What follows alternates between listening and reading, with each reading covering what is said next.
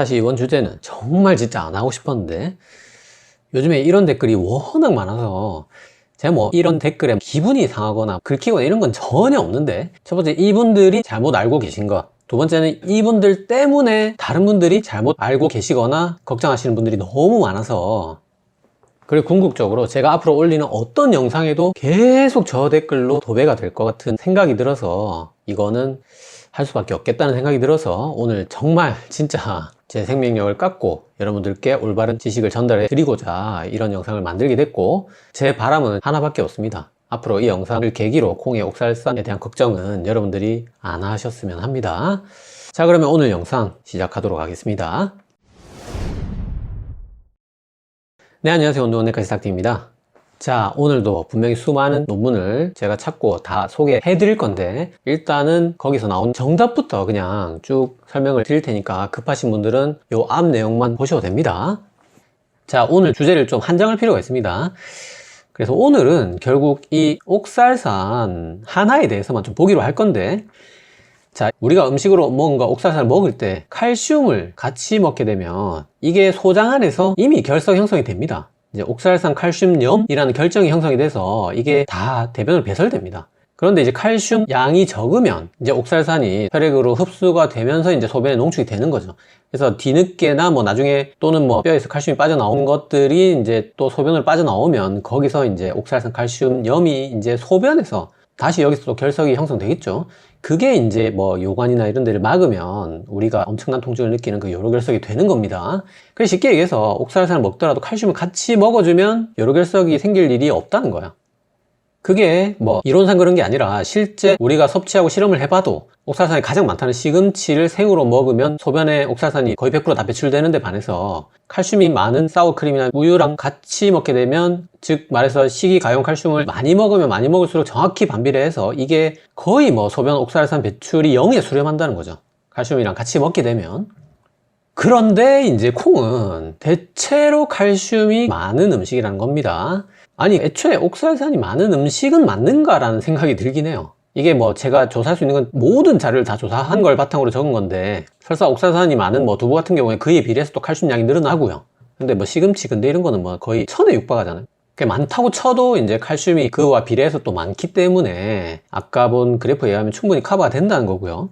그래서 그러면 뭐 그래 알겠다, 콩 빼고라도 뭐 시금치 근대는 요로결석이 생기는 거 아니냐 해서 오늘 주제를 정말 더더욱 한정해서 뭐 콩 중에 가장 옥살산이 많다는 대두 뿐만 아니라 시금치, 근대, 뭐 대황, 비트 이런 고옥살산 채소를 먹고 요로결석이 과연 생길 수 있는가, 요로결석이 생겼다고 치면은 그 요로결석 환자들은 또 혈액토소까지 가게 되는가, 그러니까 이거랑 이게 또는 이거랑 이게 얼마나 개연성이 있고 얼마나 위험한 일인지 요 내용만 오늘은 딱 한정해서 보도록 하겠습니다.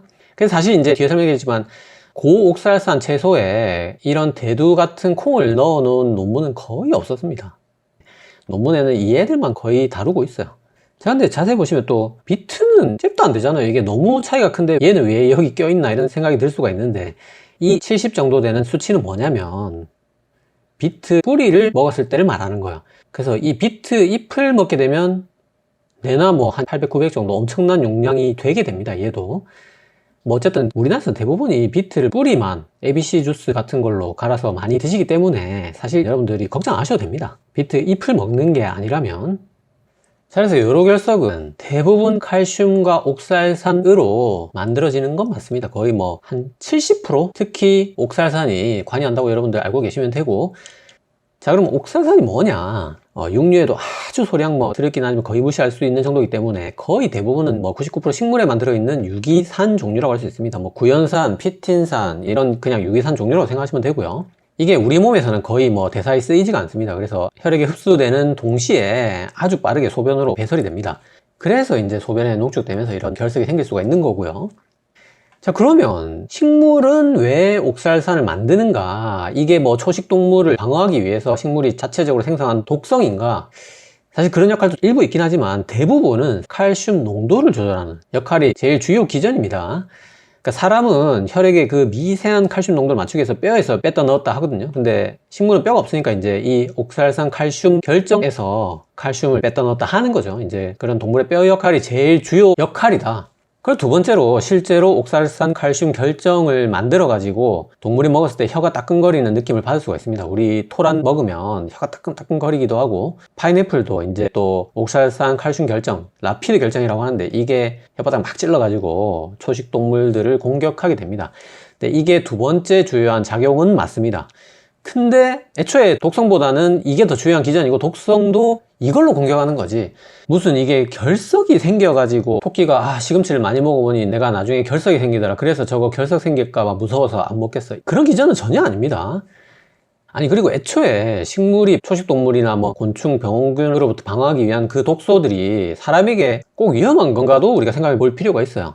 브로콜리 새싹 같은 십자가과에 글루코시놀레이트가 포함되어 있는데 이게 진딧물이나 검은 썩은 병균 이런 걸 퇴치하기 위해서 뿜어내는 방어독소인데, 이건 사람이 먹으면 소위 말해 천연 항암제거든요.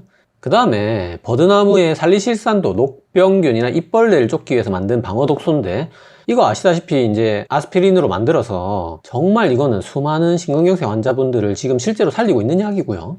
그 다음에 편백나무의 피톤치드도 검은 곰팡이나 진드기를 쫓기 위해서 만드는 방어독소인데, 이거 역시 사람에게는 스트레스를 낮추고 면역력을 올린다는 연구들이 있잖아요. 그래서 우리가 무슨 진드기나 병원균이 아니기 때문에 우리한테는 이 방어독소가 독의 작용을 하지 않는 것들이 이렇게 많다는 거죠. 어쨌든 옥살산이 뭐 우리 몸에 나쁜 건 맞지만 이게 방어독소라서 나쁜 건 아니라는 거죠. 자, 그리고 결정적으로 옥살산의 50에서 80%는 먹는 옥살산이 아니고 우리 간이 자체적으로 생성을 합니다. 제가 여러 논문들을 보니까 얼추 한 4대 6 정도 되겠더라고요. 그러니까 4는 시금치 같은 채소에서 흡수되는 게 맞는데 6은 간에서 만든다는 거죠. 자, 이게 이렇게 흡수돼서 혈액에서는 아주 낮은 농도로 유지되기 때문에 이제 우리 혈액에서 다행히 뭐 결석이 형성되진 않고 즉시 이제 콩팥으로 배설되는데, 여기에는 이제 고여 있는 거죠. 그래서 여기서 이제 결석이 형성될 수 있다는 거고요. 그래서 방금 설명드린 대로 이게 아주 신속하게 콩팥으로 배설되기 때문에 혈액 자체에는 옥살산 농도가 굉장히 낮고, 또 혈액이라는 게 pH가 7.4기 때문에 장인의 요로에 비해서 굉장히 산성도가 낮기 때문에, 그러니까 pH가 높기 때문에 다행히 우리가 혈액에서는 결석이 형성되지 않습니다. 그게 오히려 어떻게 보면은 육류에는 이 소도 뭐 시금치나 콩을 먹을 일이 있잖아요. 그럼에도 불구하고 이게 소고기에는 옥살산이 거의 없긴 하거든요. 그런 이유도 된다는 거죠. 이 혈액에서 옥살산 농도가 낮은 게.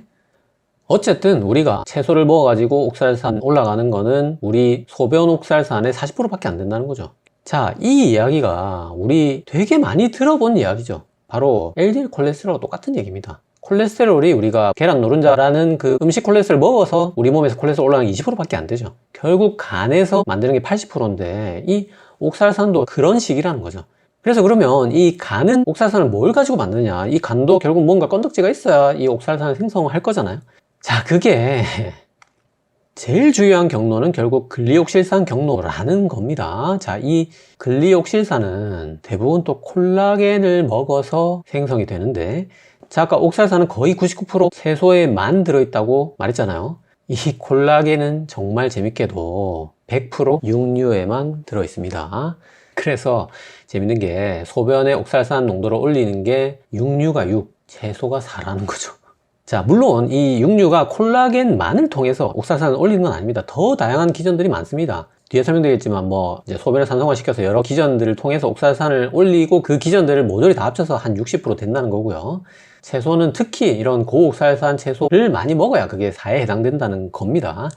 그에 이제 짜잘하게 우리 비타민C를 그냥 일반적으로 뭐 레몬이나 파프리카 먹어서 는 옥살산이 늘지 않고요. 이제 메가도즈 하게 되면 이게 또 옥살산을 이렇게 늘릴 수가 있습니다. 이거는 뭐 5% 미만, 그 정도로 소변 옥살산에 기여를 한다는 거죠. 자, 그래서 콜레스테롤이 우리가 계란 노른자 먹어서 혈중에 콜레스테롤 올라가는 게 20%밖에 안 되고, 결국은 간에서 만드는 게 80%인데 그 간이 역시 뭔가 건덕지가 있어야 만들 거잖아요. 그게 포화지방이라는 거죠. 그래서 콜레스테롤이 많은 계란 노른자보다 포화지방이 많은 적색육이나 빵, 과자, 아이스크림을 고콜레스테롤 혈증 환자는 더 주의해야 되는 건데, 옥살산도 똑같다는 거죠. 시금치를 먹어서 옥살산 올라가는 게 40%고 육류 등을 통해서 간에서 만드는 게 60%라는 겁니다. 자, 그래서 요로결석이 걱정돼서 소변의 옥살산 농도가 올라갈까봐 걱정돼서 시금치나 콩을 먹지 말아야 된다고 주장하는 분이 있다면, 그분은 반드시 육류 섭취를 너무 과도하게 하지 말아야 한다고 말씀을 하셔야 됩니다. 자, 그래서 이러한 기전에 의해서 우리 교과서에 나오는, 그리고 수많은 논문에 나오는 그 요로결석 예방 식이지침, 음식만 봤을 때 요로결석을 예방하기 위해서 어떻게 먹어야 되는가, 그게 이런 표가 되겠습니다. 자, 제일 중요한 거는 이제 수분 섭취, 식이섬유 섭취를 잘 해야 되고, 우리가 칼슘을 먹으면 요로결석이 생길 것 같지만 아까 봤듯이 옥살산을 장에서 미리 흡착해서 변으로 배설하는 작용을 가지고 있기 때문에 우리가 식이칼슘, 특히 우유 같은 걸 요로결석을 예방하기 위해서 잘 먹어줘야 됩니다. 이게 강력 권고 등급이고요. 자, 그리고 대시 식단, 지중해 식단이 아예 뭐 음식 종류가 아니라 이렇게 식단 이름이 떡하니 올라와 있고요. 그 다음에 강력히 제한해야 되는 게 나트륨, 저염식이죠. 그 다음에 정제탄수화물, 가당음료, 그 다음에 너무 열량이 지나치게 많아서 비만이 되는 거 자체도 요로결석이 생길 수 있고요. 그 다음에 고단백식, 고지방식, 그 다음에 자, 과도한 육류 섭취가 떡하니 들어 있습니다. 자, 이거는 육류 섭취를 하지 말라는 게 아닙니다. 너무 과도하게 먹는 거는 요로결석이 위험 인자가 된다는 거예요. 그 다음에 조건부 권고, 그러니까 이거는 반드시 지켜야 되는 거고 이거는 가능하면 지키는 게 좋다는 겁니다. 그게 이제 구연산을 먹으면 또 요로결석이 일부 예방될 수 있기 때문에 뭐 귤, 레몬, 오렌지 이런 거 먹으면 좋고요. 그 다음에 오늘 이 시간에 말씀드리는 그 시금치를 포함한 고옥살산 채소는 조건부 제한입니다. 왜냐면 이거는 먹더라도 우리가 우유 같은 칼슘을 같이 먹어주게 되면 충분히 예방할 수 있기 때문이에요. 이건 방법이 있기 때문에 조건부 제한이 되겠습니다. 그 다음에 비타민C 메가도즈가 아까 말한 대로 요로결석을 일으킬 수 있고요. 자, 그래서 미리 정답부터 다 설명드렸고, 참 이런 표현이 어떨지 모르겠지만 제 말이 믿어지는 분들, 그리고 시간이 없으신 분들은 그냥 여기까지만 보셔도 됩니다. 자, 그러면 지금까지 설명드렸던 내용의 그 근거가 되는 논문 지금부터 설명드릴게요. 자, 먼저 여러분들이 인터넷상에 보시고 걱정을 갖게 된 그 채식이 요로결석 만든다는 논문부터 먼저 살펴보시면, 자, 1996년에 약 100분을 대상으로 3.4년간 관찰을 했어요. 자, 한 군은 동물성 단백질이 적고 식이섬유가 많은 뭐 채식이죠. 이렇게 먹었고, 한 군은 뭐 그런 식이 조절 없이 그냥 수분하고 칼슘 좀 많이 먹어라, 이런 군을 나누었을 때, 자, 요 채식을 먹은 군에서 요로결석이 훨씬 많이 생겼다, 이런 논문이 있어요. 자, 근데 이게 물론 이제 뭐 시금치에 그런 옥살산이 많이 들은 채소를 먹고 또 동물성 단백질이 부족하면서 칼슘이 좀 부족해져서 이런 결과가 나왔을 수는 있지만, 일단 사람이 100명이라는 게 좀 너무 작고, 그 다음에 기간이 3.4년이라는 게 우리가 요로결석 생기는데 거의 10년 가까이 걸리거든요. 그래서 이게 너무 짧지 않았나 라는 생각은 들긴 하는데, 어쨌든 뭐 이런 논문으로 우리가 뭐 충분히 걱정할 수 있는 내용이라고 할 수 있습니다. 자, 그래서 자, 우리가 의사도 누구는 이 말하고 누구는 이 말하는 이유가 그런 논문들이 있기 때문이에요. 그래서 논문이 이만한 논문 있고 저만한 논문 있고 하기 때문에 우리가 그런 걸 다 모아서 보자 하는 게 바로 메타 분석입니다. 싹 다 합쳐서 한번 보자는 거죠. 그래서 2020년 산토 대학에서 신장결석과 생활습관을 조사한 논문 50개를, 자, 아까 사람이 100명인데 이거는 논문이 50개입니다. 논문이. 자, 총 인원이 130만 명입니다. 자, 2만 명 넘게 요로결석이 걸렸고요. 이런 130만 명이 포함된 50개 논문을 메타 분석을 해보니까 여기서 고기와 나트륨을 먹을수록 요로결석이 증가했고, 과일과 채소를 먹을수록 요로결석이 감소했다고 나왔어요. 그리고 여기 심지어 음식 종류가 아니고 식단, 대시 식단, 지중해 식단을 먹었을 때 결석 위험이 상당히 감소했다. 자, 대시나 지중해 식단이 31%. 자, 요로결석을 예방을 했고요. 메타 분석에서. 그래서 채소가 풍부한 저염 식단을 먹자, 이 논문에서 그렇게 얘기를 하고 있어요. 50개를 메타 분석을 돌려보니까. 자, 이럴 만한 게, 자, 과일이 요로결석 21% 예방했고 채소가 16% 예방한 걸로 나왔어요. 그리고 그런 것들 합치 식이섬유가 29%, 거의 30% 가까이 요로결석을 예방했기 때문이에요. 그리고 나트륨은 38% 요로결석을 증가시켰어요. 자, 이게 지금 여러 개의 논문 메타 분석에서 아주 일정하게 나온다는 거죠. 자, 그래서 이런 결과가 나왔고, 자, 우리가 가장 궁금한, 그러면 고기가 요로결석을 많이 일으키냐, 고옥살산 채소가 요로결석을 많이 일으키냐, 딱 이렇게 두 개만 봤을 때는 어떻게 되는가. 자, 고옥살산 채소라는 통계는 없었어요. 제가 뭐 이 논문 포함해서 여러 가지 다른 논문들도 찾아봤지만, 시금치, 근대, 비트, 대왕 이렇게 묶어서 요로결석을 조사한 관찰 논문이나 뭐 임상 대조연구가 거의 없었습니다. 뭐 너무 찾기 힘들었고, 그냥 옥살산이 가장 많은 채소, 그리고 가장 많이 또 먹는 채소 시금치의 섭취량을 가지고 요로결석이 얼마 늘었냐? 자, 21% 늘었어요. 자, 시금치를 많이 먹으면 21% 요로결석이 더 많이 생깁니다. 이거는 맞습니다.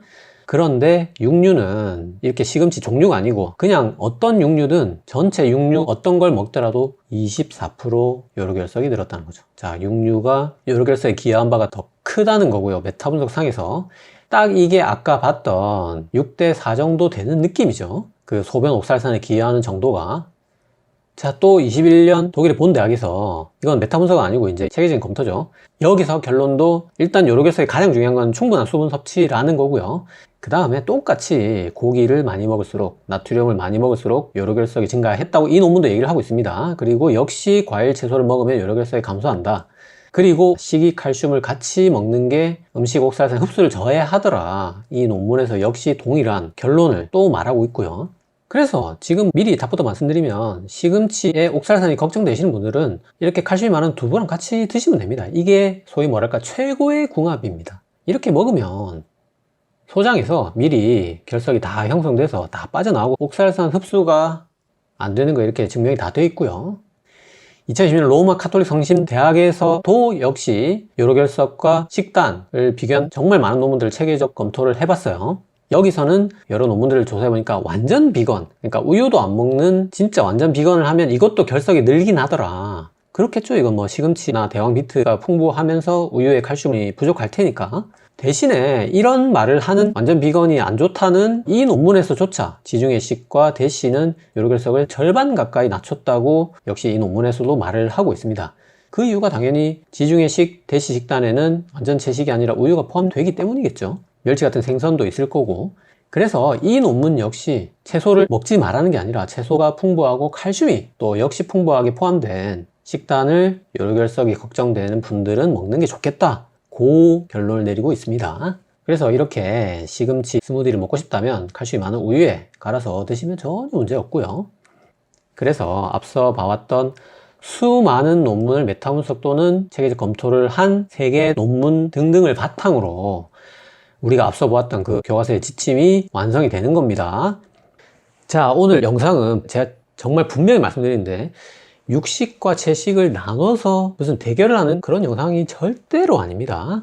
아니, 애초에 싸울 필요가 없는 게 육류는 드셔도 됩니다. 요로결석 걱정되시는 분들 육류 드셔도 됩니다. 너무 과도하게만 안 드시면 된다는 거고, 앞에 다 설명드리지만 채소는 도리어 심지어 기본적으로 요로결석을 예방하고요. 그 안에서 고옥살산 채소만 뽑았을 때 걔들을 칼슘 없이 먹으면 위험하다는 거예요. 그래서 심지어 고옥살산 채소들도 칼슘과 함께 먹으면 대부분 괜찮다는 겁니다. 미리 정답부터 말씀드리면 육류, 채소, 요로결석 걱정하시는 분들 다 드셔도 됩니다. 드셔도 되는데 오늘 이 시간에 제가 논문을 검토하다 보니 육류가 요로결석을 일으킨다는 논문이 정말 너무 많이 나왔어요. 그래서 육류가 요로결석을 일으키는 논문, 그 다음에 고옥살산 채소가 요로결석을 일으키는 논문, 이렇게 두 분야에 대해서 더 집중적으로 논문들을 좀 보도록 하겠습니다. 자, 심지어 육류가 요로결석을 일으키는 거에 대한 것만 메타 분석이 따로 있었어요. 육류가 요로결석을 일으키는 논문 14개에서 168만 명이 포함되는데 여기서 3만 명이 요로결석이 생겼다는 거죠. 자, 총 6분야로 나눠서 여기서 조사를 했습니다. 전체 육류 종류, 가공육, 적색육, 가금류, 생선, 유제품, 단백질. 그렇게 해서 이런 메타 분석을 돌려보니까 이 6가지 중에서 전체 육류, 그러니까 종류 상관없이 모든 육류랑 그다음에 가공류, 햄, 소시지, 베이컨은 용량에 상관없이 결석 위험을 증가시켰고요. 이거는 확실히 입증이 됐고요. 그 다음에 적색육하고 가금류, 닭고기는 우리가 일반적으로 먹는 양에서는 결석 위험을 증가시키지 않았어요. 하지만 이제 100g이 넘어가게 되면 많이 먹으면 많이 먹을수록 용량 반응 관계가 있더라. 이렇게 총 육류는 이제 먹는 순간부터 이렇게 결석 위험이 바로 튀어오르기 시작하는데 적색육은 이렇게 많이 먹어야 쭉 용량 반응 관계로 결석이 쭉쭉 늘어나죠. 자, 이런 결과가 나왔다는 거예요. 일반적인 용량에서는 그렇게까지 뭐 결석 위험을 많이 올리는 것 같지는 않다. 이런 결과가 어쨌든 나왔고요. 그다음에 생선은 아예 요로결석과 무관했고, 유제품 단백질은 우리가 앞에서 수없이 많이 본 것처럼 요로결석 오히려 예방했어요. 그래서 우유, 요거트, 치즈는 요로결석을 예방하는 식품이다. 이렇게 여러분들이 받아들이시면 되고요. 자, 이런 이게 사실상 결론이 되겠지만 기전상으로 그러면 육류가 정말 우리 소변의 옥살산을 늘리는 건 증명이 됐는가? 자, 그거는 1979년에 이미 다 입증이 되어 있습니다. 자, 건강한 남성 6명을 대상으로 동물성 단백질을 추가해보니까 소변 내 옥살산이 24%씩 증가하더라는 거죠. 그래서 이게 위험도로 따지면 신장결석 상대 위험도가 3.5배씩 는다는 거예요. 하루에 동물성 단백질 34g 추가할 때마다. 이게 벌써 소변검사 연구에서 79년에 입증이 돼 있고요.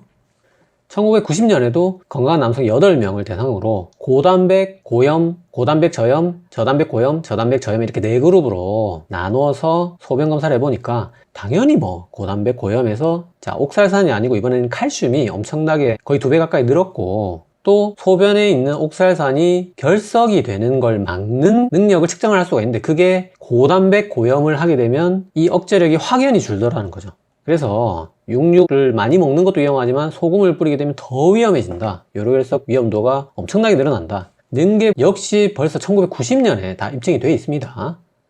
자, 그래서 지금까지 설명드린 대로 육류가 왜 요로결석을 증가시키냐. 콜라겐이 흡수되면 우리 몸에서 하이드록시프롤린이라는 게 되는데 이게 여러 단계를 거쳐서 결국 옥살산이 된다는 거죠. 그게 앞서 봤던 글리옥실산 경로라는 거고요. 자, 그러면 콜라겐만 안 먹으면 되냐? 돼지족발만 안 먹으면 되는 거냐? 그게 아니라 우리 고기에는 또 메치오닌 같은 그런 황을 포함한 아미노산들이 굉장히 풍부합니다. 이게 우리 몸에 들어가면 소변의 pH를 낮춥니다. 산성도를 높여요. 무슨 말이냐면 자, 우리가 사과나 레몬 같은 경우에는 그 자체 음식이 지니고 있는 산도는 산성이지만 우리 몸에 대사가 되게 되면 알칼리성으로 작용한다. 이런 말 많이 들어보셨죠? 자, 그 말은 맞는 말이고 자, 반대로 역으로 당연히 먹어서 우리 몸에 산성으로 작용하는 음식도 있겠죠. 그게 바로 고기라는 거예요. 자, 고기에 방금 설명드린 대로 황함유, 아미노산 등등이 대사가 되면서 우리 소변을 pH를 낮춥니다. 그러니까 산도를 올립니다. 그러니까 소변이 산성화 되게 되면 그 소변의 옥살산이 돌이 더 잘 됩니다. 결석으로 더 잘 변하게 됩니다. 산성이 되면. 그리고 또 소변이 산성이 되면 우리 소변의 구연산의 농도가 또 떨어집니다. 이 구연산이 아까 봤듯이 요로결석을 예방하는데 그 능력도 떨어지게 된다는 거죠. 그래서 육류는 콜라겐을 통해서 옥살산을 늘리고 소변을 산성화시켜서 옥살산이 결석으로 더 잘 변하게 하고 구연산을 떨어뜨려서 옥살산 결석을 예방하는 힘도 떨어지게 된다는 거죠. 게다가 아까 봤듯이 고단백 고염을 하게 되면 소변의 칼슘량도 늘어나게 되는 데다가 통풍 환자들은 잘 아시겠지만 적색육이 그 자체가 또 요산을 늘려서 이 요산 결석도 늘리게 되고요. 또 이 요산 결석과 상관없이 그 늘어난 요산은 이 칼슘 옥살산 결석을 또 늘리게 됩니다. 그래서 지금까지 설명드렸던 이런 대략 5가지 기전을 통해서 육류는 소변의 옥살산 칼슘 결석을 늘리게 되고 그 기여도가 시금치 같은 고옥살산 채소에 대비하게 되면 6대4 정도 된다는 거죠. 그래서 뭐 오늘 주제와는 벗어나지만 케토 시기를 하게 되면 육류도 많이 먹게 되고 또 감귤 같은 구연산도 적게 먹게 되고 또 물론 우유 드시겠지만 대시 식단이나 지중해식보다는 우유 섭취량이 좀 적을 수 있고요. 그 다음에 지금까지 설명드렸던 소변이 산성화되고 또 여러 고지방식이 대장의 장내 미생물에 좀 부정적인 영향을 줄 수가 있어서 결론적으로 소변의 옥살산이 늘고 소변에 칼슘이 늘게 된다는 거예요. 그래서 케토 시기를 하게 되면 요로결석이 증가하게 됩니다. 자, 그래서 육류는 뒤로 하고 지금부터 이제 가장 중요한 고옥살산 채소와 요로결석에 관련된 논문들을 전부 다 보도록 할게요. 자, 2018년 엘라베마 대회에서 여러 개의 장기 코호트 논문들을 쭉 다 살펴본 결과 가장 주의해야 될 고옥살산 채소는 시금치, 대황, 카람볼라, 우리 스타프루트라고 하는 그다음에 근대 이렇게 4종류다. 요거는 좀 제한을 해야 된다.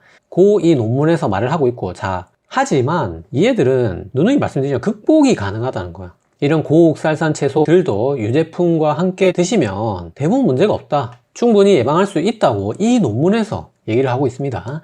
그래서 물론 비트 뿌리에는 아까 말한 대로 옥살산이 거의 안 들어있지만 비트를 드시고자 한다면 이런 두부나 뭐 치즈나 이런 칼슘 많은 음식들과 같이 드시면 되고요.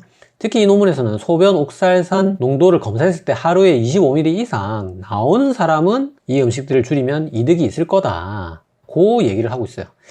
저는 뭐 그렇다 하더라도 정말 진짜 뭐 지금 요로결석이 발생한 분 그런 분 아니라면 뭐 그냥 걱정이 돼서 소변검사까지 할 필요는 없다고 생각하고요. 우리가 충분히 칼슘과 같이 먹으면 예방이 되기 때문에.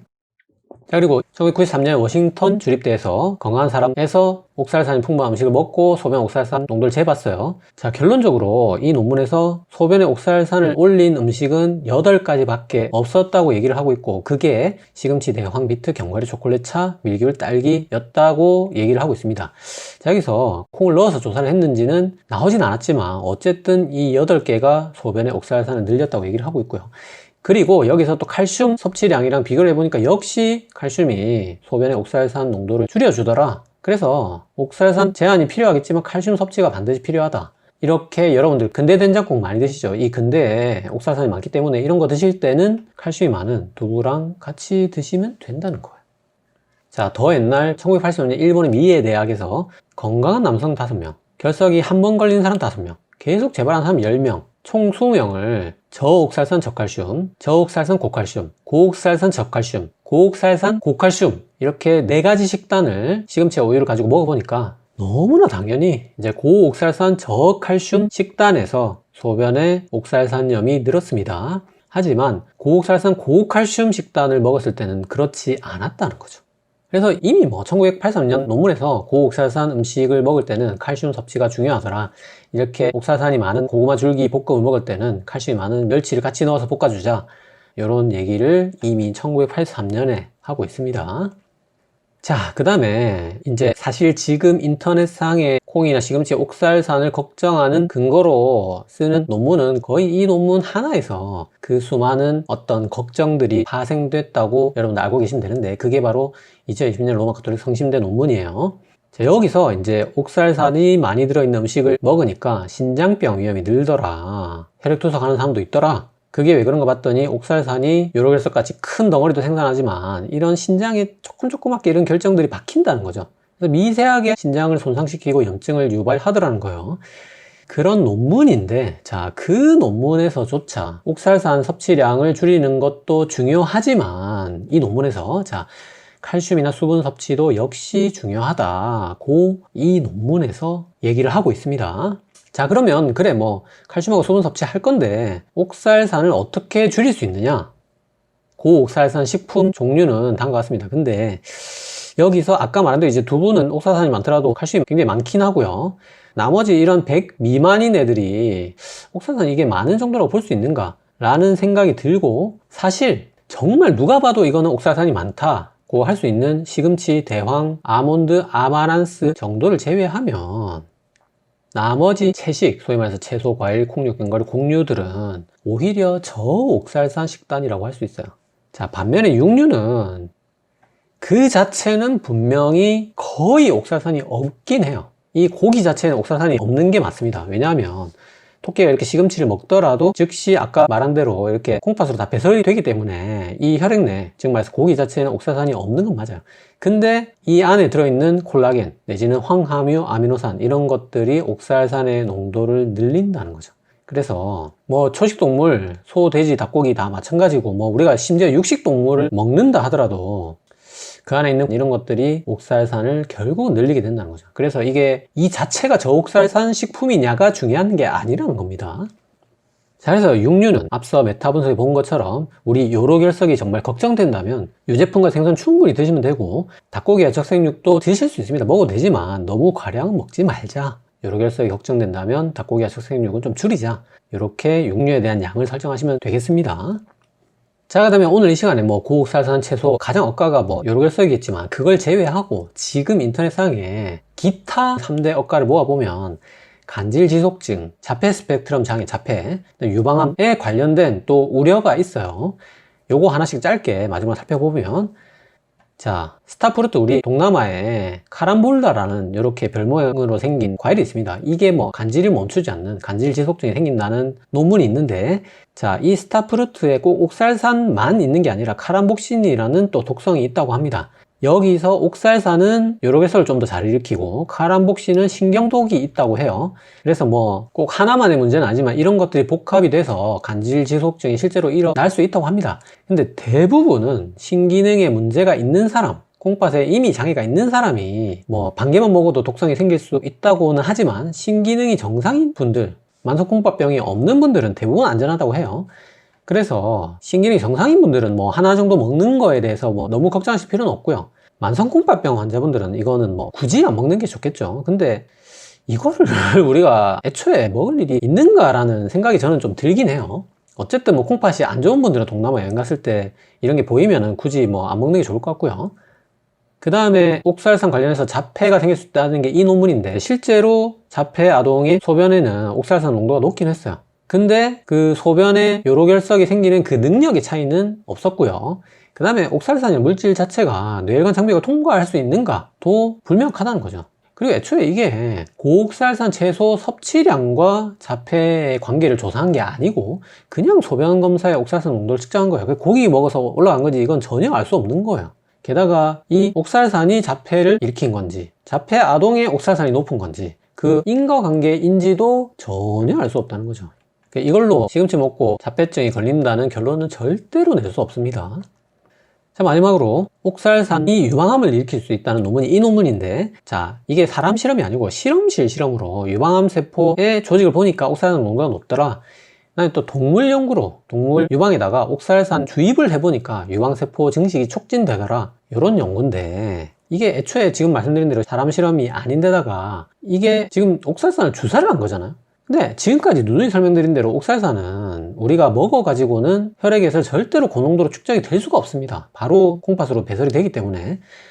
그래서 이게 지금 뭐 강제로 옥살산을 주사해가지고 유방암이 생기는 동물 실험을 가지고 우리가 시금치 먹고 유방암 걸릴 수 있느냐, 당연히 그 결론을 낼 수가 없죠, 이 논문을 가지고. 자, 그래서 마지막으로 우리가 고옥살산 채소를 어떻게 먹어야 되는가, 2003년에 링컨대에서 뉴질랜드 건강성인 10명을 대상으로 시금치하고 사워크림하고 고칼슘 우유를 가지고 5가지 식단을 만들어서 먹어본 논문이고요. 여기서 제일 앞에서부터 설명드린 것처럼 음식으로 먹는 식이가용 칼슘량과 소변의 옥살산 농도는 반비례하더라는 거죠. 그래서 서양에는 이런 음식이 있는지 모르겠지만 이런 뭐 시금치와 사워크림 그리고 고칼슘 우유를 함께 섞어서 이런 요리를 만들어 먹었을 때는 소변의 옥살산이 거의 검출이 안 됐다는 겁니다. 자, 그래서 시금치는 유제품이나 멸치나 두부 같은 칼슘과 같이 먹는 게 가장 요로결석 측면에서 안전하다, 가장 궁합이 좋은 음식이다, 그런 결론의 논문이 되겠습니다. 자, 그래서 정리하면 콩에는 애초에 옥살산이 많은 건가? 라는 생각이 들고, 많다 하더라도 거기에 비례해서 칼슘이 많기 때문에 이거 자체는 애초에 뭐 논문에서 고옥살산 채소로 쓰지도 않을 정도로 걱정 안 하셔도 되고요. 비트 역시 잎에 주로 많기 때문에 ABC 주스 만들어 드시는 분들 걱정 안 하셔도 되고, 자, 대황을 우리나라에서 먹는 분들이 계신지 모르겠는데 어쨌든 뭐 정말 우리나라에서 많이 먹는 시금치하고, 근데 이거 두 개는 유제품이나 멸치와 같이 드시면 되는데, 자, 그렇게 결론을 낼 수 있는데, 자, 어쨌든 고옥살산 채소를 많이 먹어서 시금치를 막 생으로 아몬드 우유에 매일 갈아서 스무디로 만들어서 먹었다. 그래서 자, 요로결석이 어쨌든 걸렸다고 치자. 그래, 자, 100번 양보해서 요로결석이 그럼 걸렸다면 이게 그러면 혈액투석까지 걱정해야 될 일인가? 자, 여러분들 요로결석 걸려도 된다는 뜻이 절대 아닙니다. 근데 어쨌든 걸린 분들이 이 정도로 심각한 프로세스를 다 겪는 것인가, 이 부분에 대해서 마지막으로 알아볼게요. 자, 여기 관해서 가장 잘 된 연구는 2009년 메이오 클리닉의 연구가 있습니다. 여기서 신장결석 환자 4,000명이랑 대조금 12,000명을 1대3으로 매칭해서 평균 8.6년을 관찰했어요. 뒤에 설명드리지만 이 8.6년도 짧아요. 자, 이렇게 봤을 때 아무래도 신장 결석이 있는 사람이 없는 건강한 사람에 비해서 우리 말기 콩팥병, 혈액투석이나 신장 이식이 많았어요. 많은 건 확실했어요. 0.8%대 0.4%, 0.8%대 0.5%로 많았지만 통계적으로 의미 있는 정도는 아니었다고 이 논문에서 얘기를 하고 있습니다. 자, P값이 0.25라는 건 이게 뭐 2배가 됐건 3배가 됐건 통계적으로 의미 있는 차이는 아니라는 겁니다. 자, 왜냐, 이 수가 지금 보시면 아시겠지만 이게 0.8이든 0.4든 너무 작다는 거야. 이 수가 너무 작았기 때문에 이게 2배가 나온들 3배가 나온들 통계적으로 의미 있는 차이가 아니었다는 겁니다. 그래서 이 세계 최고의 병원 메이오 클리닉에서 절치부심을 했습니다. 그래서 8.6년이 짧은 것 같다 해서 이분들 데리고 12년을 봤어요. 자, 같은 아마도 코호트겠죠. 그분들 데리고 자 10년을 넘게 한 번 더 봤습니다. 그거를 2018년에 결과를 낸 걸 보니까 이번에는 자 확실히 혈액투석 같은 말기 콩팥병이 2.5배 늘어서, 물론 이것도 0.93% 뭐 0.36% 정도긴 하지만 어쨌든 는 게 통계적으로 의미 있게 나왔어요. 자, 하지만 이 논문에서 한 얘기입니다. 자, 이 논문에서 이걸 그룹들을 찬찬히 한번 뜯어보니까 그냥 일반적으로 한 번 요로결석 걸린 이런 분들은 말기 콩팥병 위험이 증가하진 않았고요. 자, 이렇게 요로결석이 엄청 반복되는 사람 또는 무증상인 사람, 안 아팠던 사람. 자, 안 아프면 우리가 계속 여기 이제 콩팥을 손상시키는 걸 모르고 치료를 안 받을 수 있다는 거죠. 이런 분들만 반복되거나 무증상인 사람만 여기 보시면 의미있게 말기 콩팥병, 혈액투석 같은 게 늘었다고 돼 있어요. 그래서 딱 생각해봐도 이게 콩팥이 두 개이기 때문에 양쪽으로 여러 번 결석을 알아야지 궁극적으로 우리가 혈액투석까지 갈 거잖아요. 근데 이게 한 번 요로결석 걸린 게 혈액투석까지 갈 일인가? 그거는 의미있게 차이가 안 났다는 거죠. 결석 없는 사람에 비해서. 자, 근데 그러면 역으로 이 혈액투석 환자들 전체에서는 요로결석이 차지하는 비율은 얼마인가? 그걸 역으로 보면 자, 0.2에서 3.2%였어요. 그러니까 혈액투석 받는 사람 전체에서 요로결석으로 인한 사람은 한 뭐 1, 2%라는 거죠. 그래서 자, 이거 국내 통계입니다. 자, 우리나라에서 결국 이 말기 콩팥병의 진짜 원인은 뭐냐? 이거 뭐 다 알잖아요, 우리. 고혈압, 당뇨 합쳐서 70%고 사고체, 신용, 무릎까지 합치면 80%입니다. 자, 요로결석에 의한 말기 콩팥병은 여기 기타죠, 기타. 그러니까 2%보다 작다는 뜻이죠. 그러니까 국내 통계로는 뭐 1, 2%딱 되겠죠. 자, 그 정도라는 거예요. 그래서 이걸 억지로 뭐 생으로 아몬드 우유에 갈아먹고 여기까지 넘어오더라도 이분들도 10년을 넘게 그렇게 계속 반복적으로 앓거나 증상이 없어야 말기 콩팥병으로 갈 확률이 뭐 2.5배 늘어나는데 그것도 뭐 이 요로결석 전체 환자의 0.9%고 이 혈액투석 하는 사람 안에서 요로결석 환자는 1, 2%다. 그렇게 요 사이는 이해를 하시면 됩니다. 자, 그래서 자, 길었던 오늘 이 시간 요로결석 예방할 수 있는 방법 총 결론입니다. 자, 요로결석을 예방할 수 있는 거는 음식보다는 어떻게 보면 체중 감량, 운동, 수분 섭취, 뭐 음식 중에서는 저염식 이 네 가지가 4대 천왕이라고 여러분들 생각하시면 됩니다. 아까 뭐 시금치 먹고 21%, 뭐 육류 먹고 뭐 24%인데 자, 수분 섭취는 뭐 자, 그냥 절반을 예방합니다. 그러니까 이게 뭐 압도적이죠. 그래서 이게 오히려 가장 중요하고 그 다음에 음식 중에서는 이제 채소 과일 위주로 대식단, 지중해 식단 같은 그런 채식 위주의 식단을 하시고 가당음료 같은 단순 당류나 정제 탄수화물 그 다음에 육류 너무 과하게 먹는 것 이런 것 정도는 제한하는 게 좋다는 거죠. 그리고 오늘의 주제 고옥살산 채소는 계속 정말 오늘 시간에 많이 설명드렸지만 칼슘과 함께 드시면 충분히 예방할 수 있습니다. 그래서 이런 시금치 된장국 먹을 때는 그냥 이렇게 두부를 썰어 넣어주면 된다는 거죠. 자, 다만 지금 요로결석이 걸린 사람 그 다음에 지금 만성 콩팥병이 있는 사람 이 두 그룹은 최소한 시금치랑 근대 정도는 끊는 게 좋아요. 이 두 개 정도는 옥살산이 너무 많고 또 굉장히 우리가 자주 먹는 식품이기 때문에 그냥 지금 요로결석이 있다 내지는 만성 콩팥병 4기 이상이다 뭐 그분들은 어차피 채소를 대부분 끊거나 뭐 삶아서 물 버리고 먹어야 되니까 그런 분들은 그냥 아예 그냥 걱정 없이 시금치 근대 정도는 끊는 게 좋습니다. 하지만 요로결석이 없고 콩팥 기능이 정상인 분들은 정말 무슨 진짜 뭐 시금치를 생으로 삶지도 않고 아몬드 우유에 갈아서 매일 마시는 이런 정도만 아니라면 거의 대부분 정말 문제없이 다 드셔도 됩니다. 시금치 마음껏 먹어도 됩니다. 왜냐? 우리가 시금치를 삶아서 물을 버리게 되면 거기서 옥살산이 상당히 많이 날아갑니다. 근데 우리가 시금치 거의 다 그렇게 먹잖아요, 이미. 그렇게 먹는 데다가 또 그래도 난 이거 조금 꺼림칙하다 시금치를 정말 대량으로 먹고 싶다 하면은 치즈, 요거트, 우유 같은 유제품 아니면 멸치 아니면 두부와 함께 드시면 아까 봤듯이 거의 옥살산 흡수량이 0에 수렴하기 때문에 전혀 뭐 안전하게 걱정 없이 이렇게 드시면 충분히 시금치 마음껏 드실 수 있다는 게 오늘의 결론이 되겠습니다. 자, 그래서 오늘 시간 정말 길게 정말 많은 논문들을 전부 제가 다 찾아보고 콩이 정말 요로결석을 일으키는지 시금치는 어떻게 먹어야 되는지 육류는 도리어 위험하지는 않은지 이런 것들을 전부 다 설명드렸고 오늘도 셀룰력으로 마무리할게요.